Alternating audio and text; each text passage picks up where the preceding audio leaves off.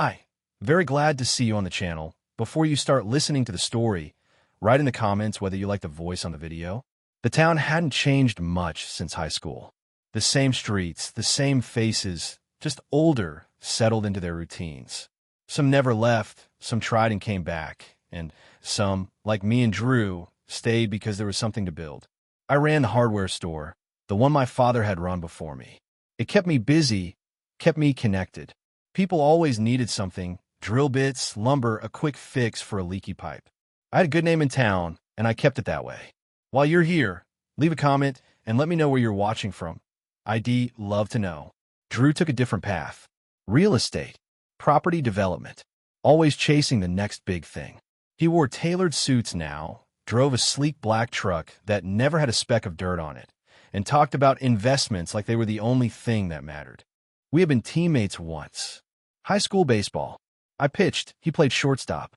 We won games, shared glory, but it was never easy. He always had to push it further, always had to outdo me. If I struck out 3 batters, he had to make a diving play that ended up on the front page of the local paper. If I threw a no-hitter, he made sure everyone knew about the home run he hit in the 9th. That rivalry never really died.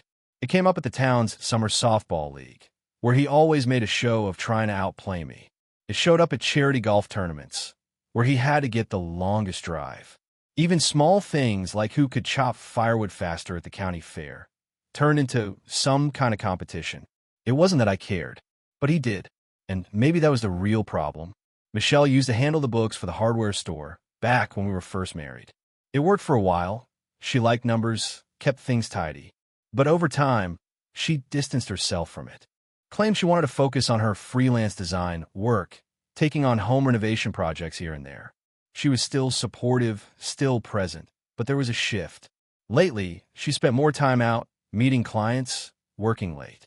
It was subtle, but I noticed. Not that I said anything. Then there was Sarah, Drew's wife. She was the opposite of him. Grounded, warm, the kind of person everyone liked without trying. Her bakery was a staple in town.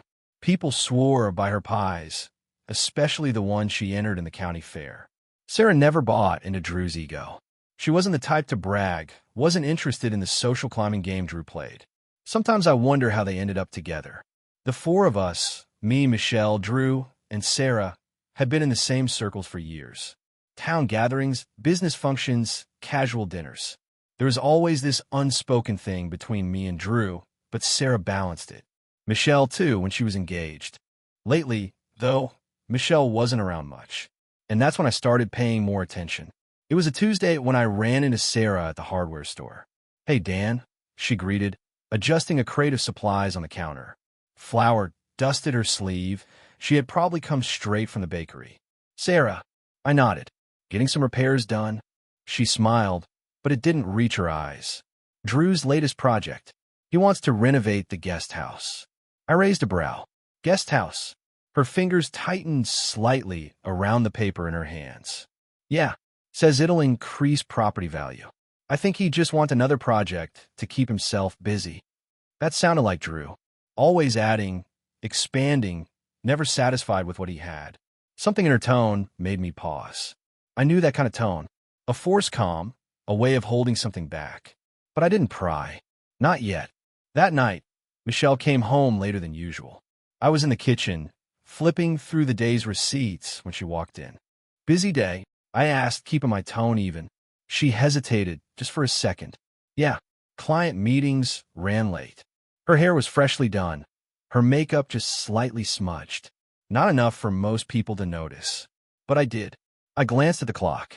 Dinner's in the fridge. She nodded, murmured a thanks, and disappeared upstairs. A week later, I saw Drew at the town gym. He was already there when I walked in, lifting weights, talking too loudly with the guys who worshipped his success. He caught my eye in the mirror, smirked. "Still sticking to the same routine, Dan?" I grabbed a towel, leaned against the rack. "Works for me." He set his weights down, wiping his hands. "Ever think about expanding? Turning that store of yours into something bigger?" I met his gaze. "Not interested in playing your kind of game." His smirk twitched. "Suit yourself." He didn't push it, but there was something behind his eyes. Something calculating, like he knew something I didn't.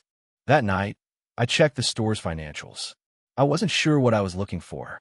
Maybe reassurance. Maybe a reason to let go of a feeling that had started to creep in. Michelle had always handled things well. I had no reason to doubt her. But then I noticed something. A few transactions.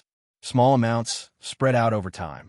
Nothing that would raise flags on their own, but when added up, it wasn't just a shift. It was a pattern. And I wasn't the only one seeing it. The next morning, I got a call from my bank. "Hey, Dan," the voice on the other end said. "I wanted to check something with you. We noticed a few irregular transfers linked to your business account. Could just be an error, but it seemed off." I leaned back in my chair, jaw tightening. "How off?" A pause. "Enough that you should probably take a look." I ended the call, staring at the records in front of me. Something wasn't right, and I was about to find out exactly what it was. Michelle had always been good at routine. Mornings were predictable. Coffee, emails, a half-hearted attempt at conversation before she left for the day. She had her own schedule, her own system, and that was fine. Lately, though, something was off. She wasn't just busy. She was elsewhere. She spent more time meeting clients, but the details were vague. Her phone was always angled away from me. Calls answered in another room. Plans made without mention of where she was going or when she'd be back. Most men wouldn't notice the small things. But I did. The first time I mentioned it, she dismissed it easily. "I told you. I'm picking up more work," she said one evening, slipping off her heels. "Design jobs. Renovations. It's nothing, Dan. I let it go. For a while." Then came the comment from Greg. Greg lived 2 houses down. One of those guys who noticed everything but pretended he didn't care. We ran into each other outside the hardware store one afternoon, both waiting for coffee from the food truck parked out front. "Michelle's keeping busy." "Huh," he said casually. He glanced over. "Yeah, what?" He shrugged, sipping his drink. "Saw her the other night, getting into Drew's SUV by the baseball field." The words landed sharp. I didn't react. "When?" "Couple nights ago. 11, maybe later." He took another sip, shaking his head. "Figured you knew." I didn't answer. Greg didn't push. He just nodded, tossed his empty cup into the trash, and walked off. I stood there a moment longer, watching as he disappeared around the corner. That night, Michelle came home late again. I was in the garage, rearranging stock from the store when I heard her car pull in. A few minutes passed before she stepped inside, setting her purse on the counter like she always did. "Long day?" I asked, not looking up. "Yeah." A pause. "Client dinner ran late." I shut the cabinet door with just a little more force than necessary. "Where?" She hesitated, just for a second. "Downtown," she said smoothly. "That new place on Main." I nodded, wiping my hands on a rag. "Greg saw you the other night." Her posture stiffened. "What?" "Said he saw you getting into Drew's SUV by the baseball field. Late." I turned to face her. "That where you're meeting clients now?"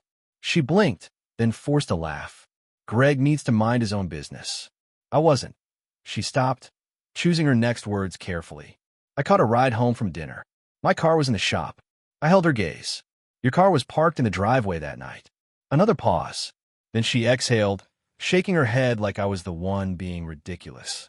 "Dan, you're being paranoid." That was the problem with Michelle. She never yelled, never got flustered. She just deflected, like the conversation itself was beneath her. I stepped closer. "Am I?" She met my stare, but didn't answer. That was answer enough. I didn't go looking for more signs after that. I didn't need to. Once I knew what to look for, it was everywhere. Phone calls ending the second I walked in. An unlocked iPad showing messages that weren't meant to be seen. The way she started leaving earlier, coming home later. It was subtle, but it wasn't nothing. And Drew? He acted normal. Too normal. Like he was waiting for me to say something. Like he wanted to see if I had the nerve to push back. He still tried to outcompete me at every chance. But now there was something else behind his eyes. Like he had already won. Michelle never used to be careless. But lately, she had been slipping. She kept her location services on. Maybe she forgot. Maybe she didn't think I'd check. Either way, when I opened the phone finder app that evening, her location popped up instantly. Not a restaurant. Not at a client's house. The baseball field. I didn't rush. I took my time, driving through town like it was any other night. The streets were quiet, most people home for the evening. When I reached the field, I cut my headlights a block away and rolled in slow. There was only one other car in the lot. Drew's SUV. It was parked near the far edge, away from the streetlights, half hidden by the tree line. I pulled over, staying just out of sight. The inside of the SUV was dimly lit, but there was enough glow from the dashboard to see movement. Michelle. Drew. She was in the passenger seat, leaning in close, her face inches from his. His hand rested on her thigh, fingers tracing absent patterns. They weren't talking. They weren't laughing. They weren't thinking. I watched, silent. I could have walked up, knocked on the window, ended it right there. But that would have been too easy for them. Instead, I turned the key in the ignition, backing away slow, disappearing into the night. There was no need for confrontation. Not yet. They had already made their move. Now was my turn. Michelle and Drew weren't just sneaking around. They were building something, and they were using my money to do it. I had been watching my store's financials ever since Greg's comment about seeing Michelle in Drew's SUV. Small inconsistencies had been piling up for weeks, but now, the numbers weren't just off, they were disappearing. At first, it was subtle. A few invoices missing from the filing cabinet. Digital records altered in ways that didn't make sense. A payment to a supplier that never reached them. Then the bank statement arrived. Thousands gone. Not all at once, not in one clean sweep, but siphoned in small amounts, spread across weeks, funneled into an account I didn't recognize. Michelle had access to the books. She used to handle them herself, back when she still cared. Now, she barely glanced at them. Unless, of course, she had a reason to. I needed to see it for myself. I went into the office after hours, flipping through old records. Michelle had her own folder, untouched for months. She had always been organized, too organized to miss what I was looking at now. An unsigned contract. Caldwell Development Project. The name meant nothing to me, but the details did. A shell company. Wire transfers. Payments structured in ways designed to not raise suspicion. I turned the page. The money wasn't just vanishing, it was moving. And at the bottom of the document, in small print, the name Drew Carter. This wasn't just an affair. This was business. Drew wasn't after Michelle. He was after me. The man had spent his entire life trying to outdo me. In sports, in social standing, in power. And now, he was using my wife, my trust, my business, everything I built to line his own pockets. And Michelle? She wasn't just going along with it. She was helping him. I set the contract down, taking my time. I wasn't angry. I was calculating. They thought they were winning. They had no idea I had just changed the game. I didn't go straight to Sarah. Timing mattered. If I came to her too soon, if I handled this the wrong way, it could tip them off. Michelle and Drew were sloppy, but they weren't stupid. They had gone undetected this long because they counted on no one asking the right questions. But now, I had the right questions. 2 days after finding the contract, I walked into Sarah's bakery just before closing. She was behind the counter, wiping down the glass display case, the smell of cinnamon and sugar still clinging to the air. She looked up surprised. Done? Got a minute? She glanced at the empty shop, then nodded. Yeah, what's up? I didn't answer. Not yet. I waited until she flipped the sign to closed and locked the door. Only then did I speak. It's about Drew. Her expression didn't change, but I caught the slight shift in her posture, the way her shoulders tensed just a little. I pulled the contract from my jacket and laid it on the counter. You ever heard of the Caldwell Development Project? She frowned, eyes scanning the page. Her fingers brushed the paper, hesitating over Drew's name.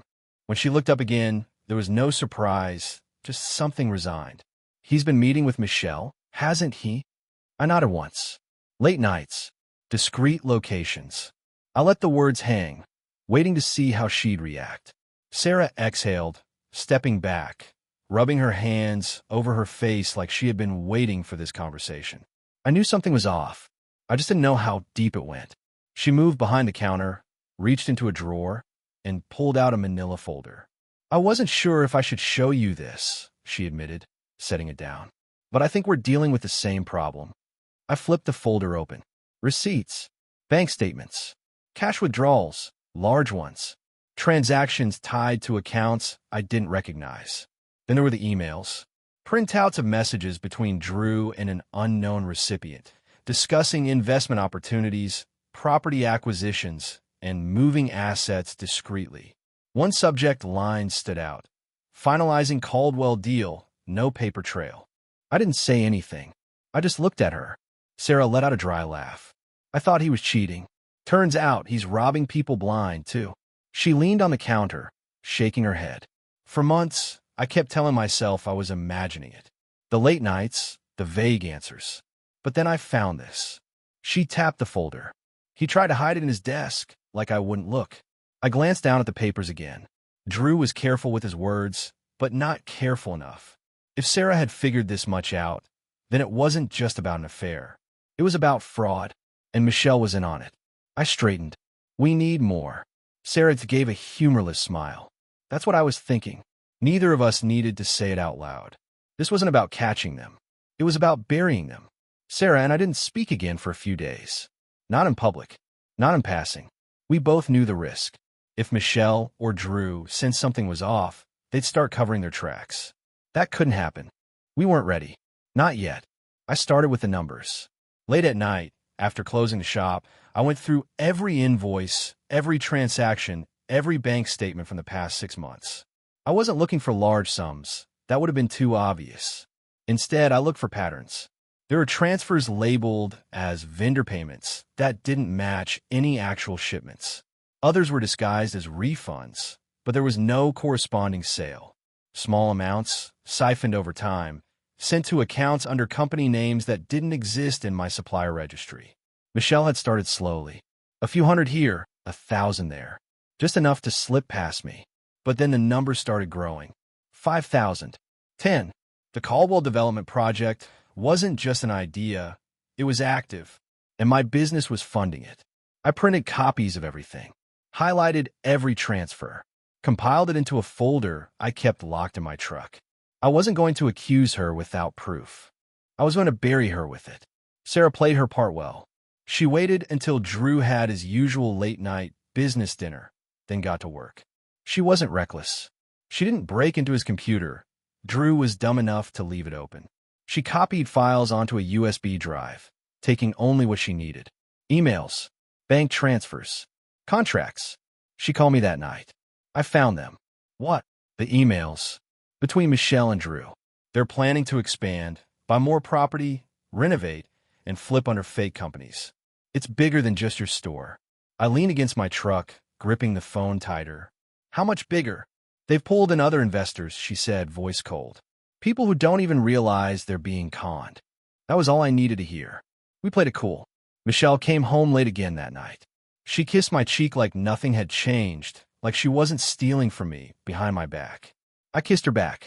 Drew stopped by the shop a few days later, all fake smiles and casual arrogance, talking about an upcoming property deal. I nodded, laughed at the right moments. Sarah baked a special batch of pies for Drew, playing the doting wife while his laptop sat in her kitchen, stripped of its secrets. We didn't confront them. We let them keep digging their own graves. Because when we struck, we weren't just going to expose them. We were going to ruin them. Michelle and Drew had spent months hiding in the shadows, thinking they were in control. It was time to remind them they weren't. Sarah and I didn't need to accuse them outright. We didn't need dramatic confrontations or threats. We just needed to be seen. The first move had started at the diner. Nothing special, just two people sharing coffee at the counter. But in this town, everything was a spectacle. I leaned back in my seat, stirring my coffee slowly. Sarah sat across from me, laughing at something I had just said.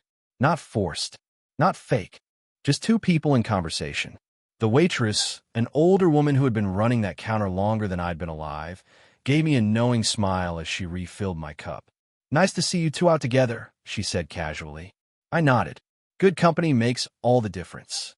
She hummed in agreement, but I caught the quick glance she shot toward the far end of the diner. I already knew who was there before I turned my head. Michelle, sitting at a booth by the window, sipping her tea. She hadn't noticed us at first. She had her phone out, scrolling through messages, her nails tapping against the table in a slow rhythm. But when the waitress walked away, her gaze flicked up, and then she saw us. Her fingers tightened around the mug. Just for a second. A hesitation, barely noticeable. I smiled and raised my coffee in a mock toast. She didn't return it. Sarah played it perfectly, turning slightly, her back to Michelle, carrying on as if nothing was wrong. We paid our bill and left, walking out slow enough that the whole place had time to watch. Word would spread. It always did.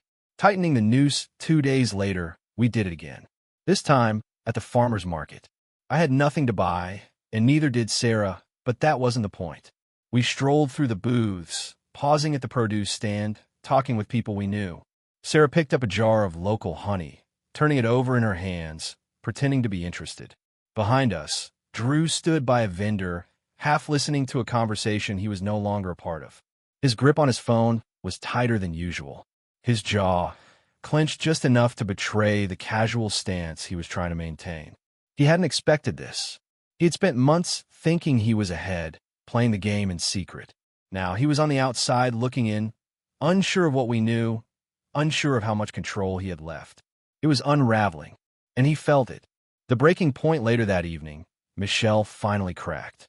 She came home earlier than usual, which was already suspicious. No lingering client meetings, no vague excuses. She found me in the kitchen, putting away dishes. She crossed her arms. "So, you and Sarah are spending a lot of time together." I closed the cabinet, took my time before turning to face her. "You and Drew seem to spend plenty of time together, too." That landed. She shifted her weight, tilting her chin up slightly. "That's different, is it?" Silence. I let it stretch between us, let her fill it with her own doubts. She wanted an explanation. I wasn't giving her one, because the truth was she already knew what was happening. The walls were closing in. Now, all that was left was to watch them make their final mistake. The charity baseball game was a tradition, one of those events the whole town showed up for, whether they cared about baseball or not. Old rivalries reignited, local businesses sponsored jerseys, and people who barely spoke the rest of the year suddenly acted like lifelong fans. For me and Drew, it was just another battleground. We had both played in high school, both been stars in our own way. And every year at this game, the competition between us flared back to life. It was supposed to be friendly, but everyone knew the truth. This wasn't just a game. It was a test. And this year, I had no intention of losing. Michelle and Drew arrived separately, but it didn't matter. People still saw them talking near the bleachers, standing just a little too close, their conversations hushed. They thought they were being discreet. They weren't. I watched from the dugout as Michelle scanned the crowd, her movements tight, her expression unreadable. Drew stood near the concession stand, posture too stiff for someone trying to act casual. They were nervous. They should be. The game started as usual. A mix of old players, business owners, and a few younger guys who still had something to prove. Drew and I ended up on opposite teams as expected. The first few innings played out with routine banter, forced laughs, people pretending everything was normal. But it wasn't. The tension ran under the surface, just waiting to break. By the fourth inning, it was time.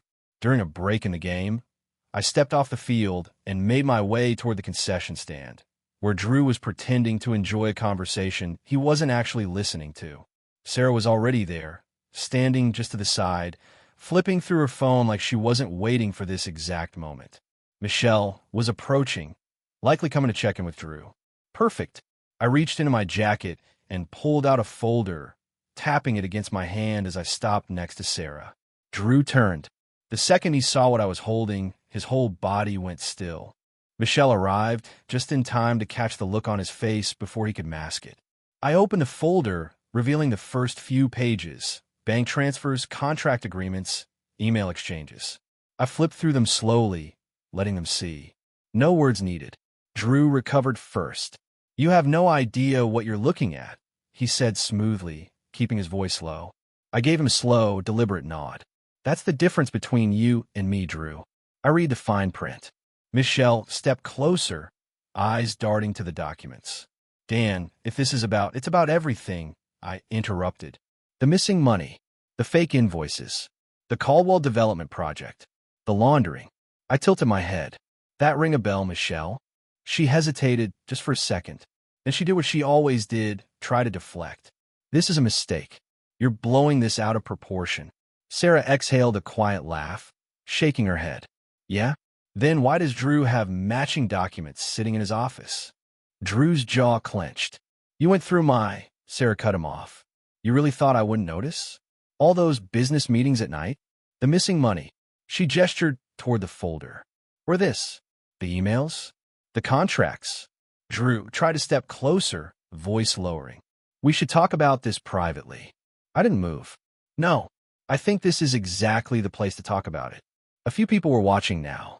The ones near the stand pretending not to eavesdrop, shifting uncomfortably, waiting to see where this was going. Michelle must have noticed, because she forced a tight smile and reached for my arm. Dan, let's go somewhere else. This isn't. I pulled my arm back. Don't touch me. Her face fell, the first crack in her carefully controlled mask. Drew turned his attention back to me. Dan, let's be real here. This is just business. You know how these deals work. I held up one of the documents. Yeah? Then explain this. His gaze flicked to the paper. A wire transfer. From my account. To one of his shell companies. His mouth opened, then closed. He glanced at Michelle. She didn't meet his eyes. I let the silence stretch. Then I spoke. You've been trying to one-up me for years, Drew. But this time, I tapped the paper. You got greedy. His expression darkened. You don't have proof. Sarah smirked. Oh, we do. Drew's nostrils flared. If you think you can go to the police with this, oh, we already did. I cut in. They'll be looking into the accounts. The paperwork. The emails. I nodded toward Michelle, and her role in it. Michelle paled.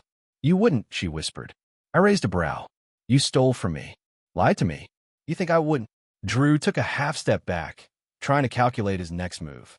He had always relied on control, on staying ahead of the game. But this time, he had nowhere to go. People were watching now. Conversations had stopped. The real game was over. Now, all that was left was watching them fall. Drew had no way out, and he knew it. Michelle stood frozen, her breath coming short as the weight of reality settled on her. The game was over. The small-town baseball field, once a place for easy competition and forced smiles, had turned into a stage, and the whole town was watching. I didn't move, didn't speak. I just let the moment stretch, let them feel the pressure, let them realize they had lost. Then the sirens cut through the air, low at first, distant but getting closer. Drew snapped his head toward the sound. Michelle took a half step back, instinct kicking in like there was anywhere left to run. The crowd shifted, heads turning toward the entrance of the field where the local sheriff's cruiser rolled to a stop. Two unmarked black SUVs pulled in behind it, the kind that didn't need flashing lights for people to know exactly what they were. Sheriff Cole stepped out first. Broad shoulders, slow movements, eyes sharp beneath the brim of his hat. He wasn't the type to rush, but when he did move, it meant something. The two deputies flanking him weren't in any hurry either. They didn't need to be. The entire town had gone silent. The players on the field had stopped mid-warm-up.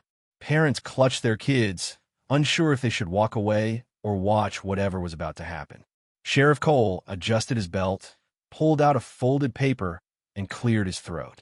Drew Carter, he called out, his voice carrying across the field. Michelle Walker. Neither of them answered. Cole took a few slow steps forward. You're both under arrest for embezzlement, fraud, and conspiracy to commit theft. He held up the warrant, then gave a nod to his deputies. Drew recovered first, plastering on that salesman smile, the one that had gotten him out of plenty of tight spots before. Sheriff, there's got to be some mistake here. Cole didn't blink. I don't make mistakes, son. One of the deputies stepped forward, handcuffs already in hand. Drew's charm cracked. He turned to Michelle. Say something. Michelle didn't respond. She just stood there, eyes darting from me to Sarah, to the growing crowd of people, to the cameras already snapping pictures. People who used to greet her with warm smiles now whispered, shaking their heads. The deputy grabbed Drew's wrist, twisting his arm behind his back with practiced efficiency. Hey, H-E-Y. Drew tried to resist, but the cuffs locked into place with a finality he hadn't been prepared for. Drew Carter, Cole continued, unfazed. You have the right to remain silent. This is a joke. Drew snapped, struggling as they led him toward the sheriff's car. You have no idea who you're dealing with. Actually, Cole said, walking at an easy pace beside him. I do. Michelle hadn't moved. She was still staring at me, waiting for some kind of intervention, some kind of lifeline. She should have known better. The second set of cuffs clicked around her wrists. The whole town was watching. The baseball coach stood near third base, arms crossed, mouth slightly open like he wasn't sure if he was dreaming. Parents whispered to one another. A few turned their kids away. Others didn't bother, letting them see what happens when people think they're above the rules. The deputies pushed Drew into the back seat of the squad car. His protests were muffled by the sound of doors slamming shut. Michelle finally snapped out of it. Dan, I didn't answer. She tried again. You can't let them do this. I tilted my head slightly. You think I did this to you? She blinked. Then it hit her. She had done this to herself. The deputy guided her toward the second car, gentler than they had been with Drew. Maybe because they knew she wasn't going to fight. Maybe because they felt sorry for her. She climbed in without another word. The moment the cars pulled away, the town started buzzing. People whispering, some in shock, others not so much. I caught Cole's eye as he made his way back toward his car. He gave me a small nod. See you around, Dan. I nodded back. See you around, Sheriff. Sarah stepped up beside me, arms crossed. Well, she said, watching the taillights disappear down the road. That was satisfying. I didn't argue. Michelle and Drew thought they had control. Thought they were playing a game no one else could see. But the thing about cheating? Sooner or later, you get caught. And when you do, you don't get to choose who's watching. The flashing lights faded into the distance, but the town was still buzzing. People lingered near the concession stand, whispering in hushed tones, replaying what they had just witnessed like it was the final act of a stage play. The baseball coach stood near home plate, arms crossed, shaking his head in disbelief. A few parents shuffled their kids toward the parking lot, pretending they weren't just as eager to gossip about what had unfolded. Drew and Michelle, once the town's golden couple, had just been carted off in handcuffs, their schemes and secrets spilling into the open for everyone to see. And there I stood, watching it happen.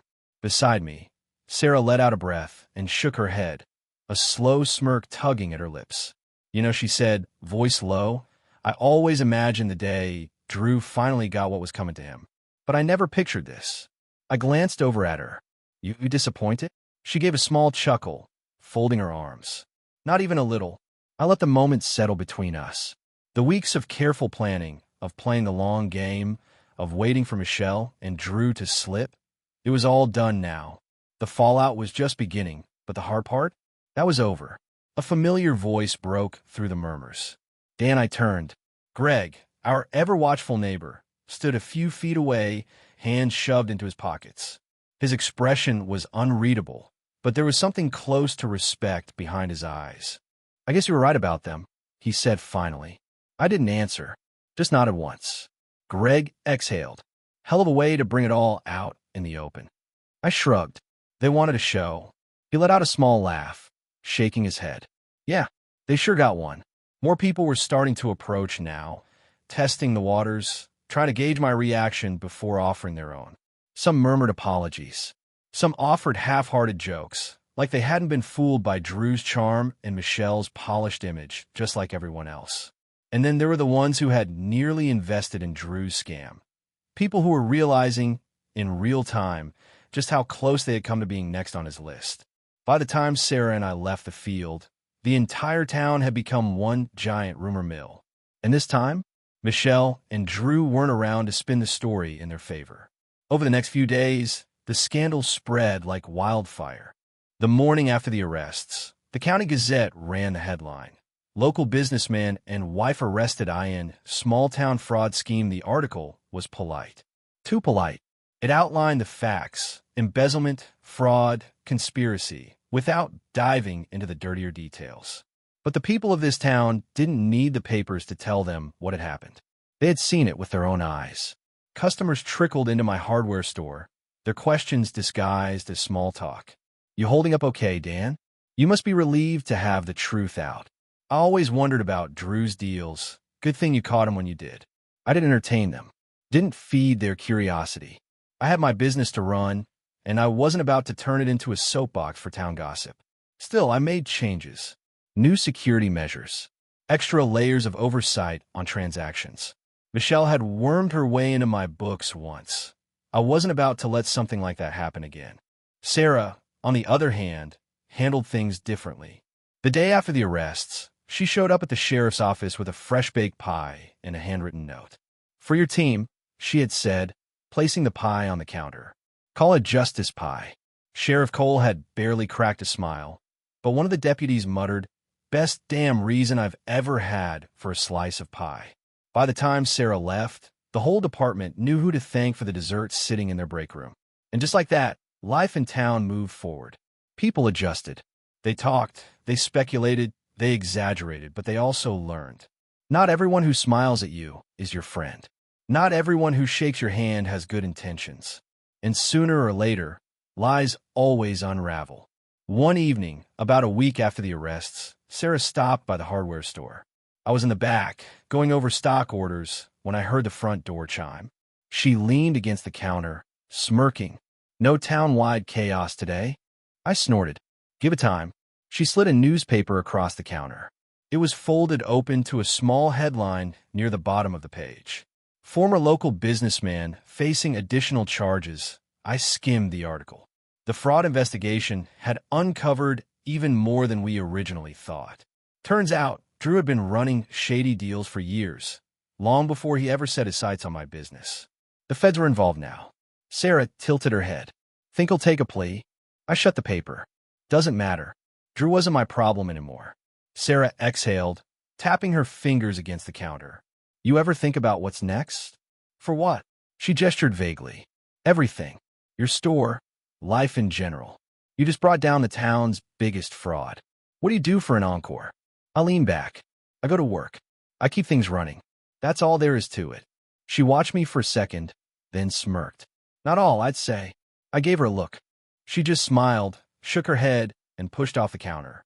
"Well, let me know if you ever decide to change your routine." The door chime rang again as she stepped outside, the cool evening air rolling in behind her. I watched her walk down the sidewalk, exchanging greetings with people who once called her Drew's wife. Now, they just called her Sarah. And as for me, the town would talk. They always did. Some would wonder if there was something between us now, some spark born out of shared revenge. Let them. The truth was simple. Michelle and Drew had spent months thinking they were playing the game. But Sarah and I, we had ended it. And whatever came next, that was our decision to make. Thank you for listening to the end. I hope you enjoyed it very much. Don't forget to give a like and tell us in the comments what you would do in such a situation.